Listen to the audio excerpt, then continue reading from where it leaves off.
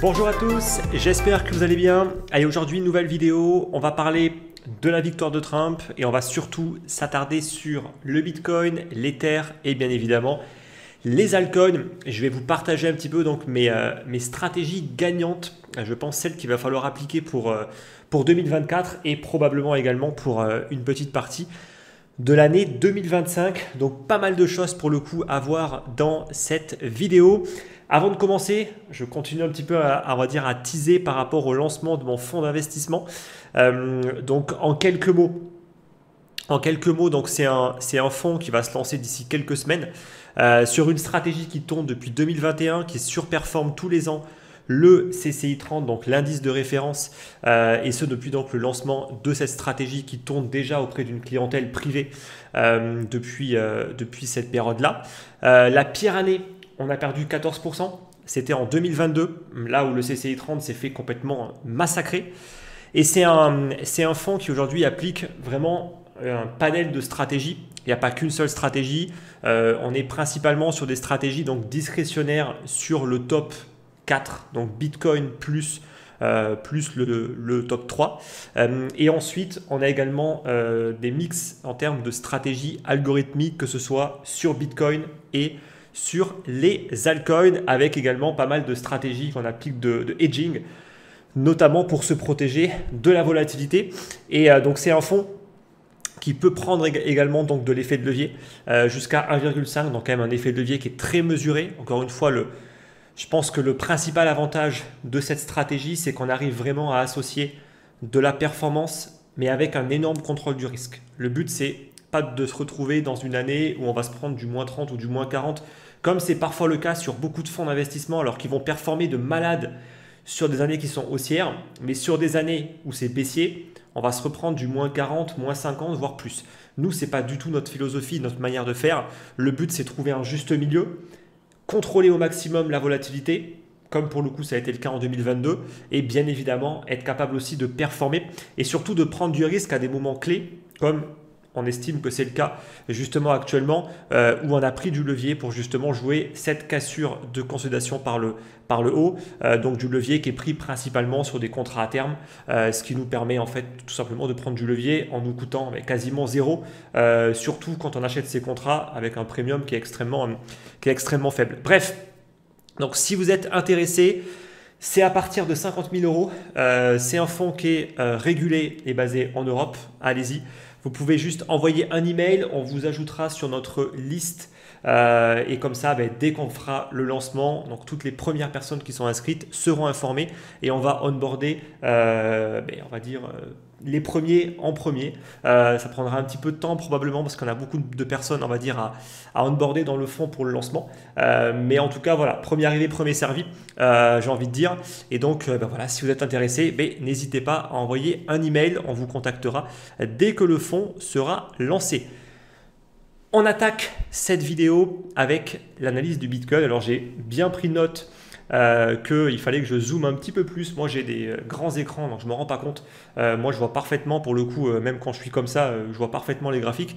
Mais je peux parfaitement comprendre que des fois on me regarde sur des téléphones, sur des tablettes ou n'importe quel type d'ordi avec des écrans beaucoup plus petits. Donc je vais essayer de zoomer un petit peu plus parce qu'effectivement, tout ce qui s'est passé auparavant, là, on s'en fout un petit peu.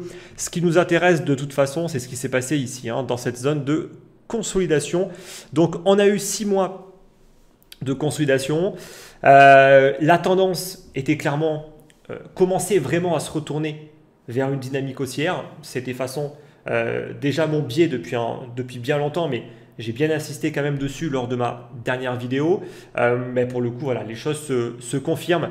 On a fait une première tentative ici qui aurait pu se terminer en déviation. J'en avais justement parlé dans ma précédente vidéo en indiquant qu'il fallait faire attention justement à ce type de scénario qui peuvent faire très très mal. Parce que quand des déviations sont confirmées, donc ça veut dire qu'on fait des faux breakouts, on vient réintégrer et ensuite on accélère à la baisse. Bon, là pour le coup, on voit qu'on s'est pile poil arrêté sur la première zone de support par cette droite de tendance là et surtout par le MA13 que vous avez ici en blanc qui en général fonctionne quand même très très bien pour vraiment définir des tendances de court terme, également le MA25 en violet.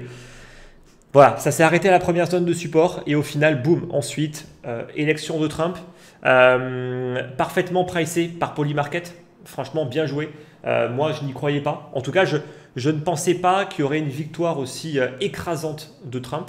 Après, je ne maîtrise pas le marché américain, je ne suis pas américain, je ne vis pas aux États-Unis, donc je n'ai pas cette prétention de savoir au final qu'est-ce qui se passe là-bas. Et je pense que c'est aussi l'une des raisons pour laquelle, quand on n'y connaît rien à un pays, en fait, il vaut mieux se taire et pas forcément trop donner son avis. Parce que pour le coup, il y a beaucoup de personnes qui ont parlé, qui ont dit que pour le coup, ça allait être extrêmement serré, que les démocrates allaient gagner, etc., etc. Donc, belle bougie avec la victoire de Trump qui a été très bien pricée par Polymarket. Encore une fois, c'est normal. Enfin, c'est normal. Non, non. Je dirais pas que c'est normal. Parce que moi-même, je pensais que Polymarket était légèrement biaisé. Et au final, ben, pas du tout. Et clairement, j'ai eu tort par rapport à ça. Polymarket avait très très bien pricé la victoire de Trump parce qu'on était sur un 60-40 plusieurs jours avant les élections. Là où la plupart des sondages annonçaient un match extrêmement serré. Ben pour le coup, non, le match n'était pas serré du tout. Il y a eu une victoire écrasante de Trump qui récupère la Chambre et le Sénat. Enfin, je crois, à vérifier. Je n'ai pas encore tout vérifié au niveau des derniers chiffres, mais il me semblait en tout cas c'était très bien parti pour ça. Et surtout, ben, il a eu beaucoup plus de grands électeurs que ce qu'il avait besoin. Donc, ce qui prouve quand même que ça a été une victoire écrasante. Et il a également eu le vote populaire. Donc, il a eu le plus grand nombre de voix. Alors qu'en 2016, il avait justement été un peu critiqué par rapport à ça en disant oui, il a gagné, mais c'est parce que le système américain est mal fait. Au final, Hillary Clinton avait eu plus de voix. Bon, cette fois-ci, pour le coup, il y aura probablement d'autres argumentaires qui vont être trouvés, mais on ne pourra pas, en tout cas, de nouveau refaire cet argumentaire-là. Donc, en tout cas, clairement, ça a été très bien pricé par Polymarket et bien joué à ce fameux trader dont on a beaucoup parlé. Alors, est-ce qu'il est français ou pas? Franchement, j'en sais rien. Je pense que cette personne a tout intérêt à rester anonyme. En tout cas, bien joué parce que de ce que j'ai cru comprendre, elle a carrément fait appel à des entreprises de sondage pour qu'elle puisse avoir ses propres résultats. Et ce qui est hyper fascinant, c'est que justement, les sondages, bah, ils sont tous complètement biaisés. Pourquoi? Parce que tout le monde paie pour avoir un sondage. Et donc, quand tu paies pour avoir un sondage, c'est quand même pour que le sondage, il aille un petit peu de ton côté et de ton bord politique. Et pour ça, bah, tu vas juste ajuster les paramètres pour tout simplement avoir un truc qui va se rentrer correctement. Ce qu'aurait fait justement cette personne qui a tradé sur Polymarket, c'est que au lieu de demander directement donc à des personnes pour qui est-ce qu'elles allaient voter, ils ont demandé pour qui est-ce que ton voisin va voter. Et c'est pas con parce que c'est vrai que aujourd'hui c'est toujours très compliqué de dire qu'on est de droite, voire un petit peu plus à droite. En général c'est très très très mal vu. Par contre de gauche ou d'extrême gauche en général ça passe beaucoup plus facilement. Je ne sais pas pourquoi pour le coup, mais c'est comme ça. Et donc le fait de ne pas avoir à répondre pour soi-même mais pour les autres, c'est plus facile et en général on est plus honnête. Voilà. Et pour le coup, ben, honnêtement, bien joué à lui. Il a été super malin et c'était loin d'être juste du gambling pour le coup. Je pense que si on met autant d'argent sur un résultat, c'est qu'on avait quand même des convictions. Ce n'était pas juste comme ça du gambling ou au petit bonheur à la chance. Je pense qu'il a été très malin et bien plus intelligent en fait que la plupart des gens tout simplement. Donc bien joué pour lui et je pense que c'est amplement mérité. Après, ça va de soi que beaucoup de personnes ont dû juste mettre de l'argent par conviction. Et ça, je pense que c'est une très mauvaise chose de juste parier parce qu'on aimerait ou on pense que ça, pour le coup, c'est juste du gambling, effectivement. Et ça, je pense que ça, pour le coup, c'est une très mauvaise chose parce que c'est de la roulette russe. C'est au petit bonheur à la chance. Voilà, on peut autant gagner que perdre. Ça, pour le coup, c'est en général rarement une bonne idée. Voilà. Et c'est pour ça que moi, je ne parie pas, je ne touche pas pour le coup à ces choses-là. J'avais un petit peu hésité à le faire pour me hedger en misant sur Kamala Harris, en me disant que ça allait un petit peu dégringoler au niveau du portefeuille crypto, donc j'allais un petit peu me hedger. Mais après, je me suis ravisé en me disant que non, en fait, c'était complètement stupide. Et ce qui est vraiment stupide pour moi, c'est vraiment de perdre tout l'argent. Alors, je ne suis pas habitué à ça. Je préfère prendre une position, prendre ma perte qui est contrôlée, mais j'avoue que j'ai beaucoup de mal à accepter de me prendre une perte totale sur un capital, à me dire qu'au moindre petit événement, en fait, tout peut se retourner. Donc voilà en tout cas un petit peu par rapport à ça. Bref, on revient un petit peu sur nos affaires par rapport au Bitcoin.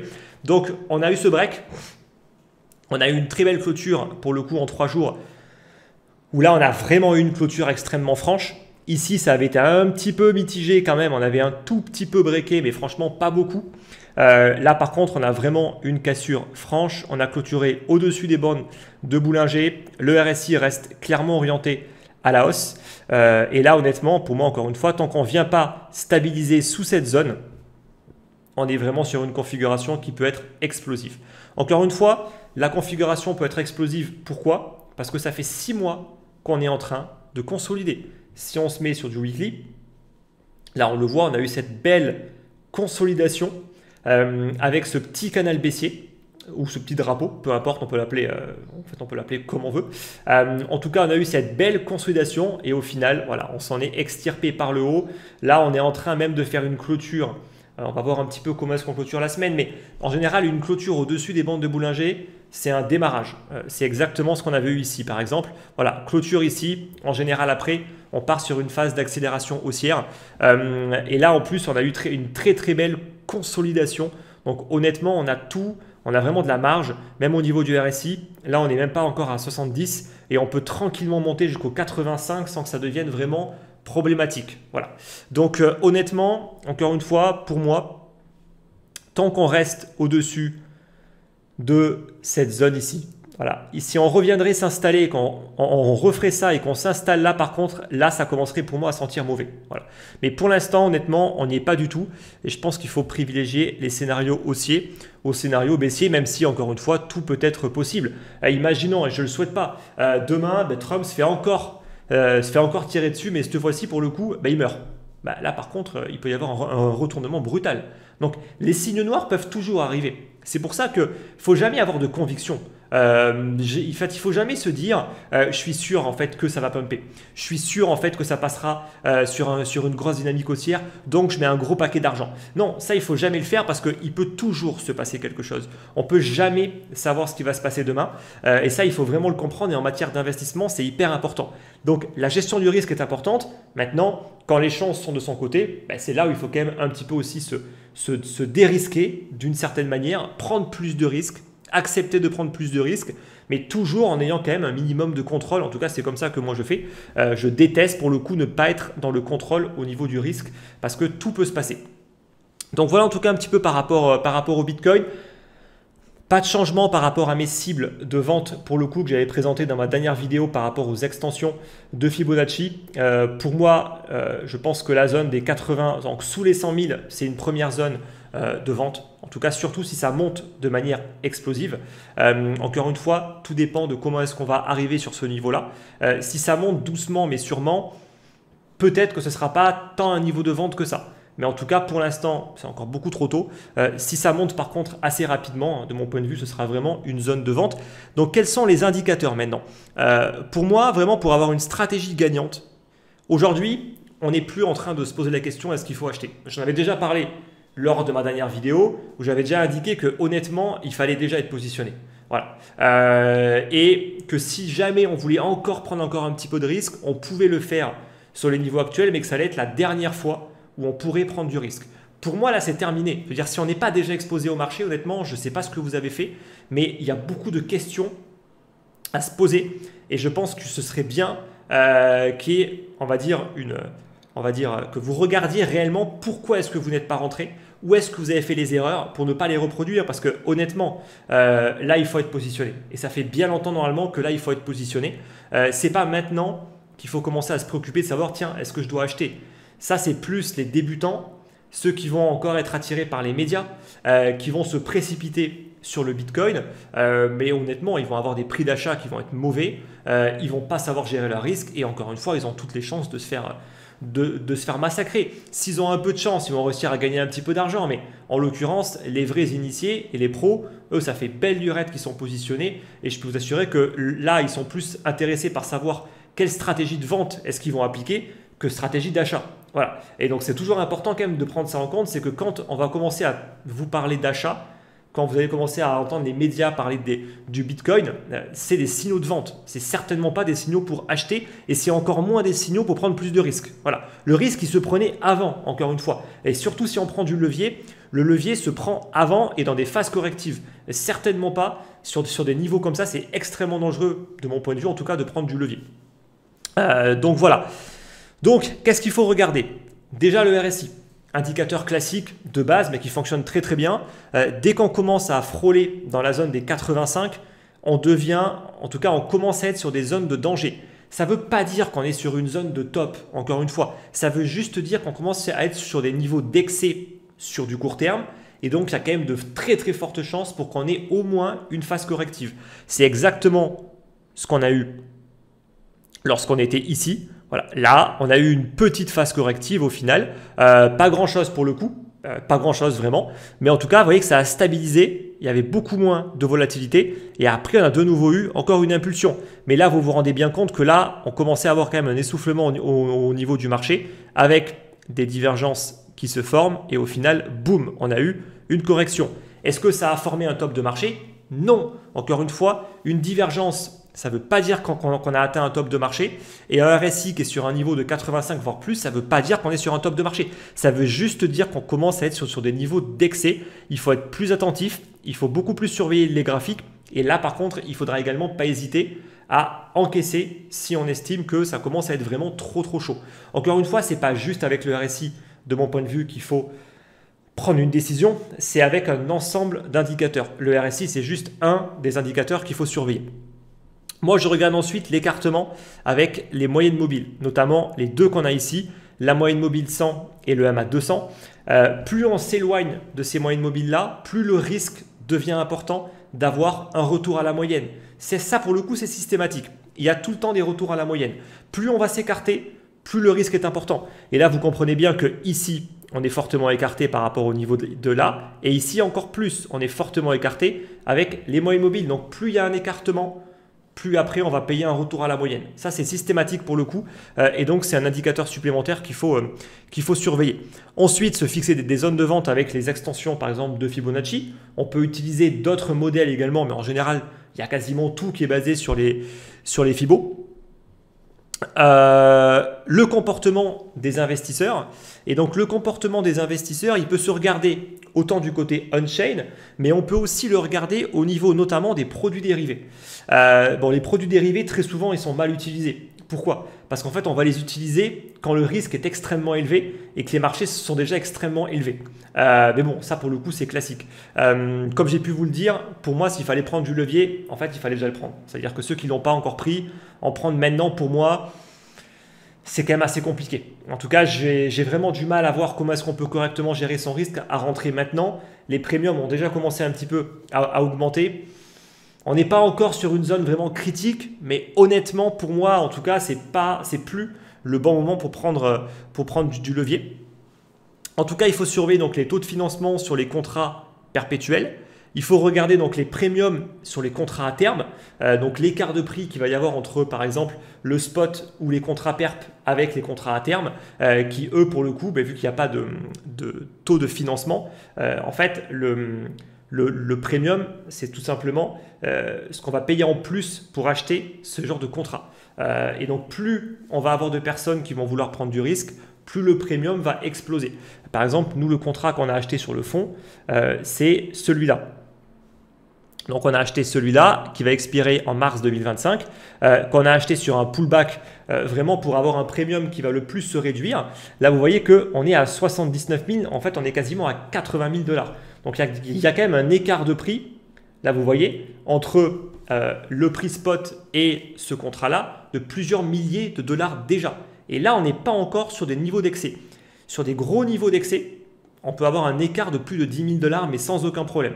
Et en termes de pourcentage, on peut monter à plus de 10% d'écart, ce qui est colossal, ce qui est vraiment colossal. Et donc, plus vous allez attendre pour prendre du levier, plus vous allez payer cher ce type de contrat.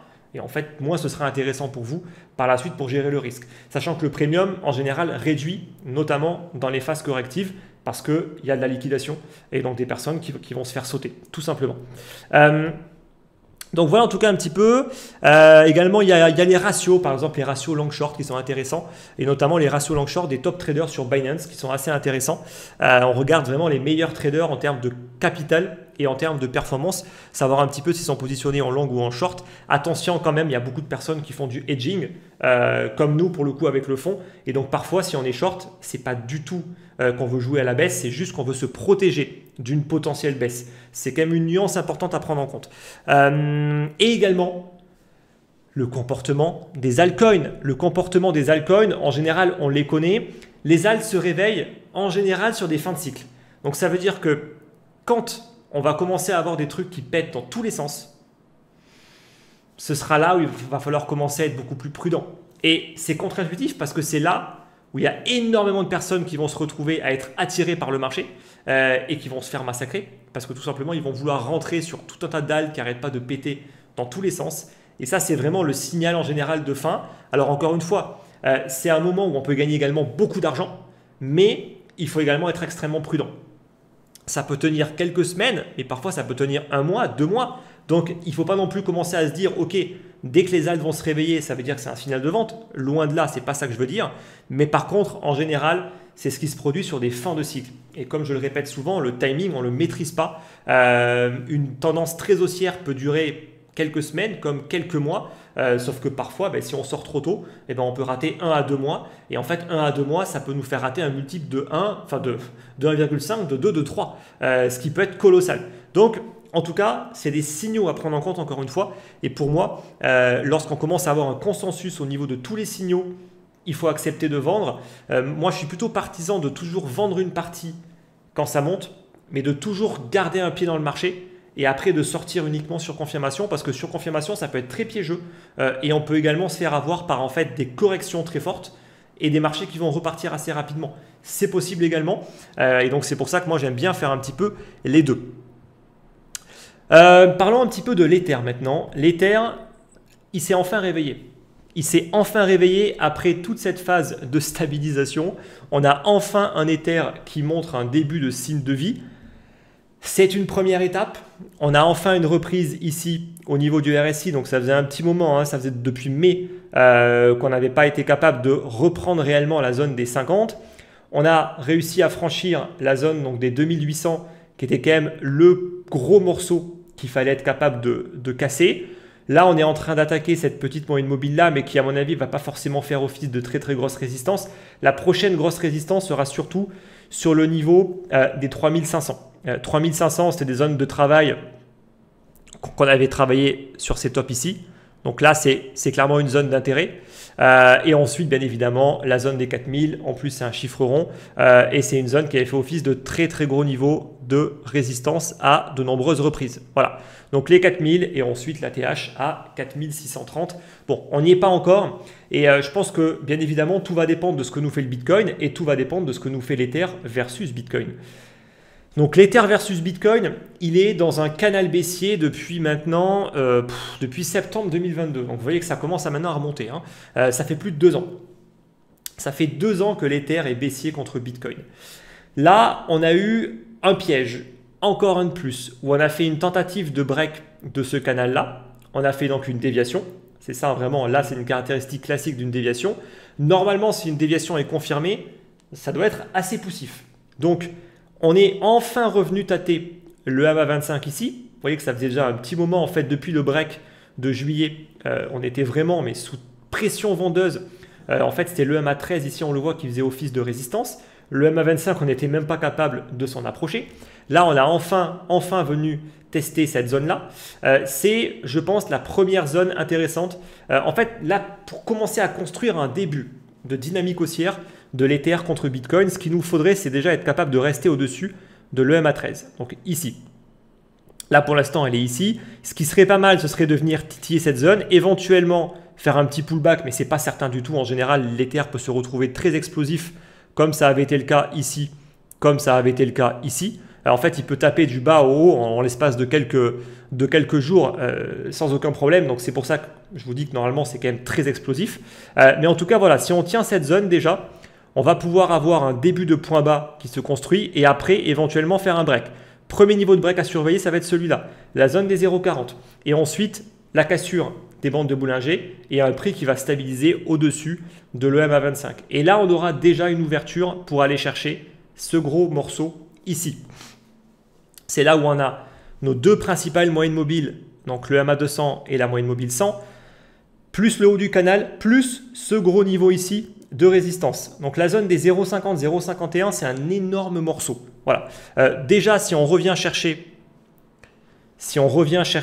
de là à là, on est déjà à quasiment 30% de performance par rapport au Bitcoin. Imaginez que le Bitcoin prenne 30%. Bon, voilà. Ça fait une très très belle performance pour le coup. Donc déjà, de mon point de vue, il ne faut pas non plus être trop gourmand. Il faut juste jouer un retour sur le haut du canal.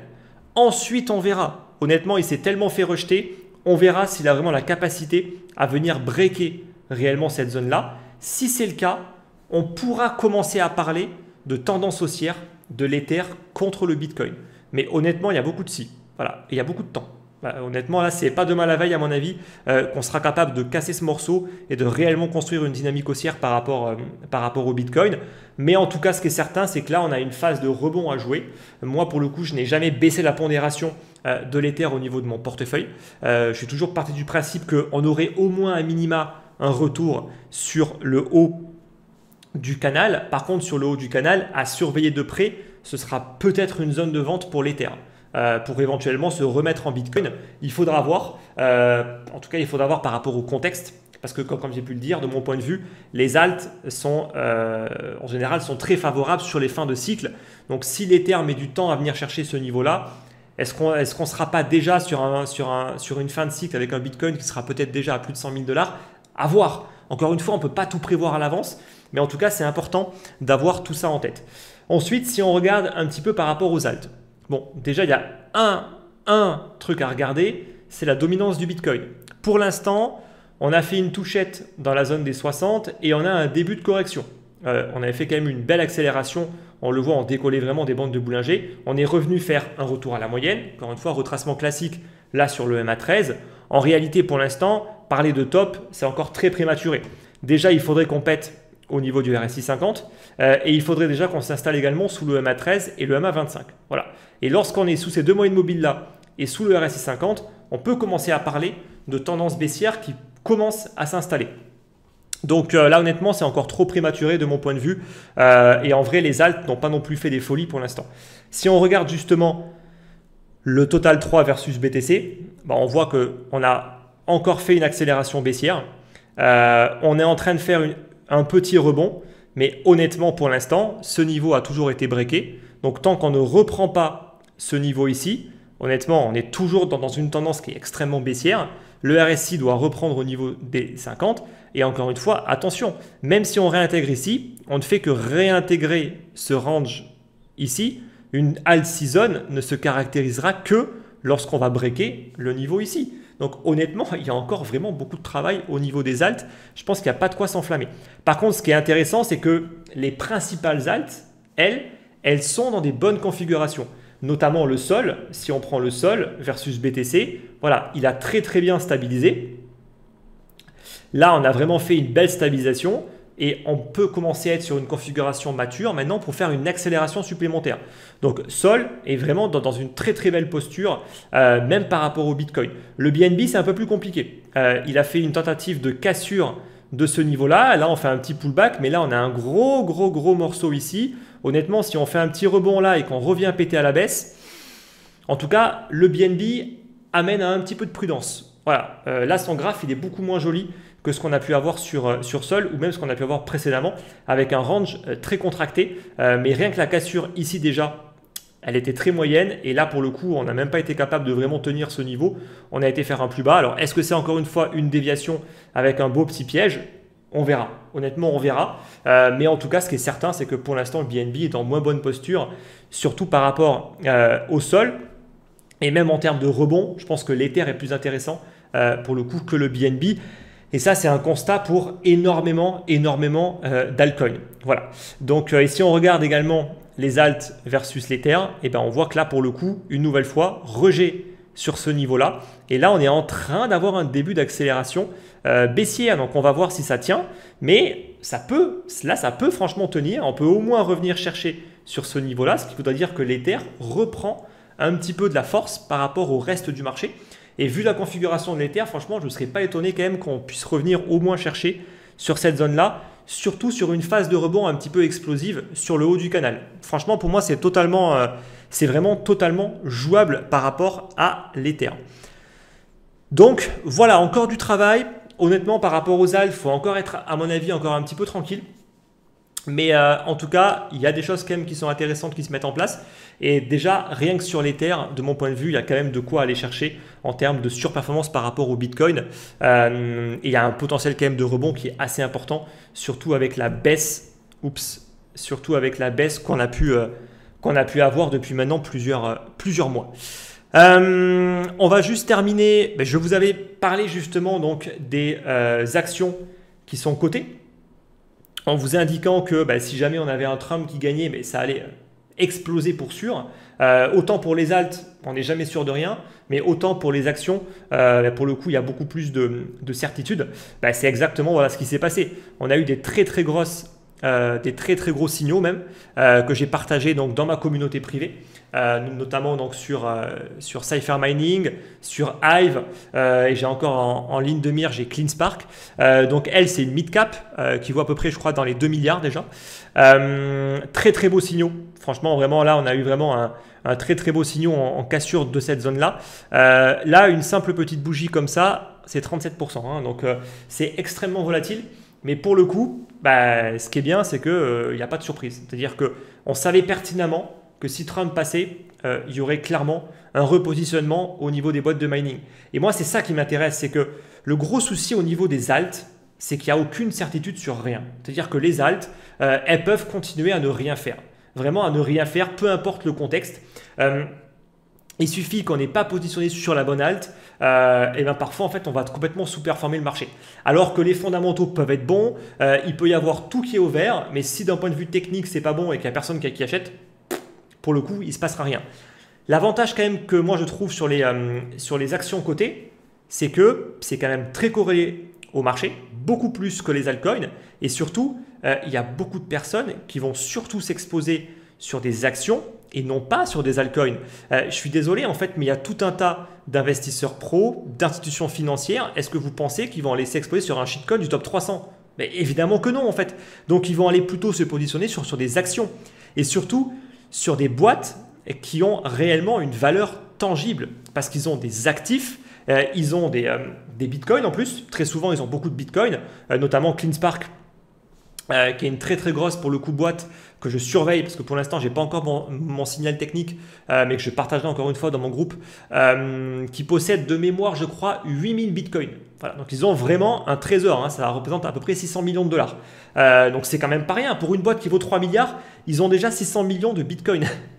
Donc imaginez déjà, rien que si le Bitcoin fait un x2, ça veut dire que leur trésorerie, en plus ils en minent à peu près 20 par jour de Bitcoin, plus ce qu'ils minent, vous imaginez ce que ça peut faire juste en termes de trésorerie en Bitcoin. Donc honnêtement, voilà, ça peut être vraiment un milieu très lucratif, surtout s'il y a une déréglementation comme souhaite le faire Trump, avec peut-être des coûts de l'énergie qui vont encore baisser, parce qu'on va beaucoup plus aller forer, par exemple au niveau du gaz, etc. Il y aura beaucoup moins de restrictions, donc peut-être que les coûts énergétiques vont encore plus baisser. Pas forcément le cas au niveau de l'énergie renouvelable pour le coup, mais plus de l'énergie, on va dire, fossile. Et donc ça se trouve, la compétitivité va encore augmenter au niveau des minières américaines, et donc ça va encore accroître pour le coup leur profit. Et pour le coup, ça se verra au niveau des graphes. Donc moi, en tout cas, aujourd'hui, c'est un pari que je fais. C'est aussi un pari que je fais, pourquoi? Parce que personne n'en parle. Tout le monde est obsédé avec les alts, tout le monde ne jure que par les altcoins, et pourtant, de l'autre côté, on a des boîtes cotées où on a des résultats annuels qui sont audités. Je veux dire, il n'y a pas plus opaque aujourd'hui qu'un projet crypto. Un projet crypto, il ne dit rien. Voilà. On ne sait même pas combien d'employés il a, on ne sait même pas en fait sa masse salariale, on a du mal à savoir exactement combien est-ce qu'ils gagnent, leurs bénéfices. On n'en sait rien. En fait, on ne sait rien sur les boîtes crypto parce qu'elles ne sont soumises à aucune réglementation. Donc, on sait, quand on regarde un petit peu ce qui se passe on-chain, ok, mais ce n'est pas suffisant pour une entreprise. Alors qu'au moins, les boîtes publiques, que ce soit les small ou les mid-cap, quand on achète un truc, il y a un minimum de réglementation. Voilà, et je dis un minimum parce que ce n'est pas non plus hyper réglementé, mais au moins un minimum. Donc, en tout cas, moi, je suis quand même beaucoup plus confiant quand j'ai envie de prendre du risque, d'aller plutôt là-dessus, que sur des shitcoins du top 200, 300 ou ce que vous voulez. Et en vrai, le potentiel de gain, de mon point de vue en tout cas, il est clairement similaire. Là, si on regarde par exemple CleanSpark, sur le rebond qu'il y a eu, on va dire de avril 2020 à ici, c'est une action qui a fait 3600%. Donc, c'est volatile. D'accord? C'est vraiment, pour moi, aussi volatile qu'une altcoin. Et qu'une altcoin du top 100, 150, 200. Mais l'avantage pour le coup avec ça, c'est qu'on sait qu'il va y avoir un environnement favorable. Pour votre altcoin du top 200, vous n'en savez absolument rien en fait. Vous n'en savez absolument rien en fait si l'environnement sera réellement favorable pour elle ou pas.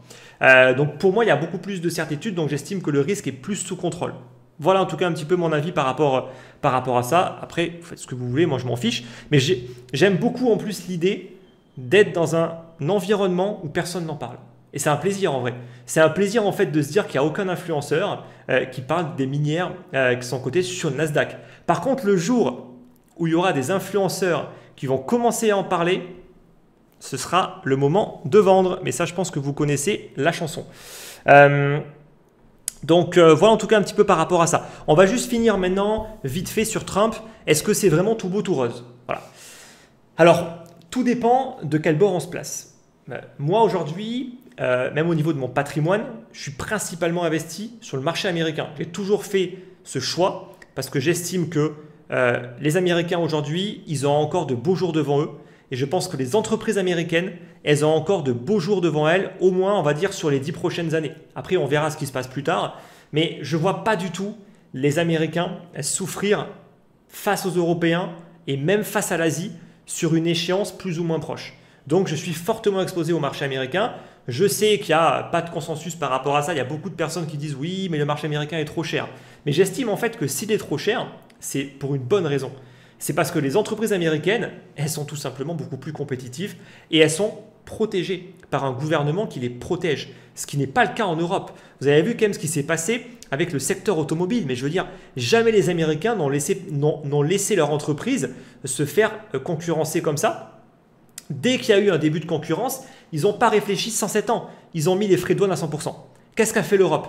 L'Europe, elle a fait « Ok, on va regarder un petit peu, on va auditer, on va voir si effectivement il y a du dumping fiscal. Est-ce qu'il y a des financements du gouvernement chinois dans les usines et les entreprises qui font des voitures électriques ?» Et plusieurs mois après, ils vont nous prendre un truc en voulant la jouer, mais nous on respecte les règles. Alors, pour cette marque-là, ce sera 10%. Pour celle-là, ce sera 20%. Pour celle-là, ce sera 30%. Mais c'est d'un ridicule. Mais c'est d'un tel ridicule. Je suis désolé, mais c'est totalement ridicule.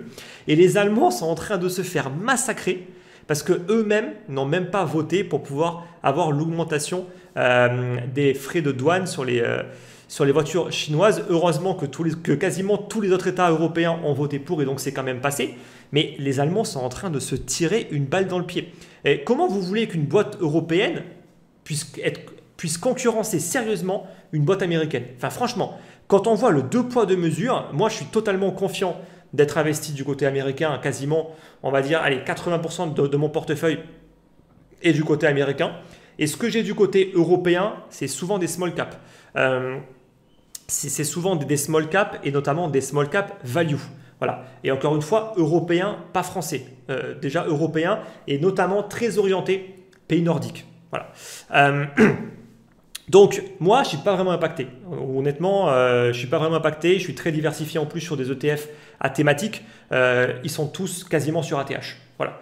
Donc, moi, je ne suis pas impacté. Le portefeuille crypto n'est pas impacté. Les minières crypto ne sont pas impactées. Et les métaux, j'ai quasiment tout soldé. Voilà, j'ai quasiment tout soldé, même le gold, j'avais encore un swing pour le coup que je vais probablement clôturer sous peu parce que vu que tout le monde parle de l'or, je pars du principe qu'on est probablement bientôt sur un ATH. Je sais, c'est un peu simplé, je fais exprès pour le coup.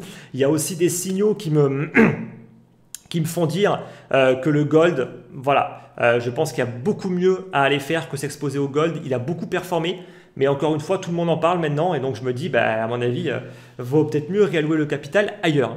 Bref, maintenant c'est sûr que si on est exposé sur des secteurs comme le renouvelable, comme le secteur européen, là pour le coup ça va être compliqué. Ça va être très compliqué. Je regardais encore le vin. J'avais investi une petite cartouche dans une cave à vin. Une terrible erreur pour le coup. Vraiment une terrible erreur. Heureusement que c'était une petite cartouche pour voir un petit peu ce que ça vaut. Le secteur du vin est dans une crise monumentale. J'ai vu que la production de vin s'était complètement effondrée. On avait atteint un plus bas depuis 60 ans par rapport à la production de vin. Les vignobles sont en vente. Les Chinois commencent à tout vendre parce qu'ils n'en veulent plus. Et en plus, là, on a Trump qui arrive alors que le marché était déjà en crise et qui va probablement remettre des frais de douane sur les vins français et européens. Donc, une catastrophe. Je pense que c'est un des pires investissements, vraiment le vin. On est sur un actif qui est illiquide. Bon, il est liquide, mais en l'occurrence, si on veut le vendre, il est complètement illiquide. Et quand tu n'as plus d'acheteurs, et ben, le seul truc qu'on peut faire pour vendre, c'est encore plus baisser les prix. Et on peut se prendre des décotes à moins 30, moins 40%. Vous vous rendez compte, moins 40%, c'est un truc que je me prends sur un shitcoin. Donc non, vraiment en tout cas, très intéressant en termes d'expérience. Mais voilà, il y a plein d'investissements qui se font massacrer. Et pour le coup, l'arrivée de Trump, ça ne va absolument pas arranger les choses. Donc encore une fois, tout dépend en réalité de ce sur quoi est-ce qu'on est exposé et où est-ce qu'on est exposé d'un point de vue géographique. Moi en tout cas, là maintenant je suis assez serein pour les 4 prochaines années déjà d'être sur le marché américain et d'être sur des boîtes américaines. Donc au niveau des cryptos, je pense que honnêtement on a un boulevard. Maintenant, je reste toujours assez prudent. Ça reste des hommes politiques. N'oublions pas une chose, Trump, il s'est engouffré dans l'écosystème crypto parce que tout simplement, il s'est rendu compte qu'il y avait beaucoup de demandes de la part des électeurs et que du côté démocrate, ils n'ont pas été très malins. Ils auraient pu prendre cette partie-là, en fait. Il aurait suffi, en fait, que durant le mandat de Biden, il débloque un petit peu les choses auraient pu vraiment changer. Ils auraient pu prendre peut-être une grosse partie de l'électorat que Trump a réussi à prendre, ils auraient pu le prendre. Donc, ils n'ont pas été malins par rapport à ça. Et donc, c'est un juste retour des choses aussi. Parce que vu ce qu'ils ont fait en matière de politique par rapport aux cryptos, moi, de mon point de vue, c'est un juste retour de bâton. Ils auraient pu faire des choses. Ils ne l'ont pas fait. Trump l'a fait. Mais il a été plus malin, pour le coup, de le faire avant eux. Donc ça, on ne peut pas lui reprocher. Maintenant, ça reste un politicien. N'oublions pas. Il a fait ça par pur opportunisme. Il a vu que ça pouvait lui apporter des voix, que ça pouvait même peser dans la balance. Donc, bien évidemment, il s'est fait maintenant à Miami avec le secteur crypto. Et n'oublions pas aussi qu'il y a eu énormément de lobbying qui a été fait par les entreprises crypto qui ont énormément financé la politique américaine et notamment en termes de financement de la campagne de Trump. Il y a une très très grosse partie qui a été financée par le lobbying crypto. Donc on peut les remercier, hein. Pour le coup, les Coinbase et compagnie, on peut les remercier parce qu'eux, ils ont clairement été capables également de faire un petit peu plus pencher la balance du côté de Trump pour avoir un environnement beaucoup plus favorable pour eux. Donc maintenant, prudence. En général, les marchés, ils vont toujours anticiper et ils vont toujours suranticiper. Ça veut dire que là, on a quand même un Trump qui ne va pas prendre les rênes avant la fin du mois de janvier. Donc déjà, ça nous laisse quand même quasiment 3 mois où ce sera encore une réglementation de merde pour les crypto-monnaies et avec un Gensler qui reste à la tête de la SEC. On ne sait même pas encore exactement s'il va vraiment être viré ou pas. C'est pas si facile que ça en fait de virer Gensler parce que la SEC comme la Fed sont des instances qui sont techniquement non gouvernementales, donc elles sont indépendantes. Je dis bien techniquement. Il y a quand même moyen de virer Gensler si on estime qu'il y a eu faute grave. Et franchement, pour moi, il y a vraiment faute grave par rapport à ce qu'il a fait au secteur crypto. Mais ce n'est pas encore certain. Donc, ça se trouve, Trump va arriver, il aura d'autres priorités. Il va peut-être plus se focus sur la crise en Ukraine, sur le Moyen-Orient, sur les taxes douanières, sur les frontières, sur le contrôle de l'immigration illégale, que les cryptos. Donc, il ne pourra pas tout faire comme ça d'un seul coup, il va devoir prioriser. Ça se trouve, au début, il ne se passera pas grand-chose de plus parce qu'il va juger que c'est bon. Maintenant, il a pris le pouvoir, donc il verra ça un petit peu plus tard. Il peut y avoir une déception. Voilà, encore une fois, c'est un politique. On ne sait pas ce qu'il va faire. Donc, pour moi, je serais extrêmement confortable si je pouvais commencer à encaisser dès le début du mois de janvier. Voilà. En général, le début d'année est souvent optimiste. Souvent haussier. Donc peut-être qu'on aura encore une belle hausse en janvier. Franchement, si je peux vendre juste fin janvier, quand il va commencer à prendre les rênes, je pense que ce serait pas plus mal parce qu'il peut y avoir des déceptions par rapport à la réalité. Voilà, il y a eu beaucoup de choses qui ont été dites. Maintenant, on va voir ce qui se passe d'un point de vue réel. Est-ce qu'il y aura vraiment une réglementation qui va rapidement être mise en place? Est-ce qu'ils vont faire une réserve stratégique de Bitcoin? Est-ce qu'ils vont réellement déréglementer et tout faire pour que les boîtes américaines et donc les minières américaines puissent devenir vraiment leaders dans le minage de Bitcoin? Tout ça, on verra dans la pratique ce qui va se passer. S'il fait tout ce qu'il a dit, ça peut continuer clairement à prolonger, j'ai envie de dire d'une manière ou d'une autre, cette tendance haussière pendant facilement plusieurs mois, plusieurs années, on verra, mais en tout cas au moins plusieurs mois. Mais en tout cas, soyez quand même prudents. Il peut y avoir des déceptions. Imaginez que Gensler, en fait, ils disent non, je vais le laisser finir son mandat. On va se le coltiner jusqu'en 2026. Alors après, peut-être qu'il va démissionner parce qu'il ne va pas être d'accord avec la politique de Trump par rapport aux cryptos. Encore une fois, on n'en sait rien. Il peut se passer beaucoup de choses. En tout cas, moi, je serais extrêmement confortable si je pouvais déjà un petit peu encaisser juste avant qu'ils prennent les manettes. Comme ça, déjà, on peut observer, voir ce qu'il va faire et après, éventuellement, se repositionner si besoin est et si vraiment il fait des choses formidables, j'ai envie de dire, pour l'écosystème. On verra bien, encore une fois. Donc voilà, en tout cas, un petit peu par rapport à tout ça. J'espère donc que c'est clair par rapport donc au Bitcoin, par rapport à l'Ether et par rapport aux altcoins. Je pense qu'il n'y a pas de précipitation non plus à avoir par rapport aux alts. On aura largement le temps de voir les choses venir. L'Ether, pour le coup, je pense qu'il faut vraiment se concentrer là-dessus parce qu'il y a un vrai coup à jouer par rapport à l'Ether sans prendre trop de risques supplémentaires. Et encore une fois, pour moi, les alts auront surtout un coup à jouer en fin de cycle. Allez, en tout cas, je vous souhaite un bon week-end. Bon week-end. On se retrouve à très vite pour une prochaine vidéo. Bye bye.